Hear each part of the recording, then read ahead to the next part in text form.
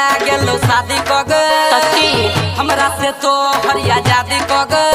बोल दिन ठका गेलो शादी कग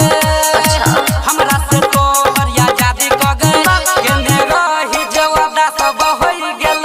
चुप ले मौका जे हाथ सगेल गेहू ए बनई हरता ए बनई हरता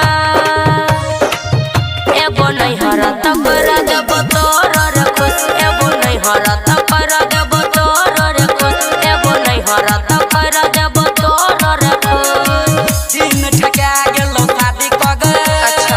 हमरा से तो हरिया जादी कग केने रही जवादा सब होई गेलो खुश ले मौका जे हाथ सगेल गेहू ए बनई हरता पर देब तोर रे खुश ए बनई हरता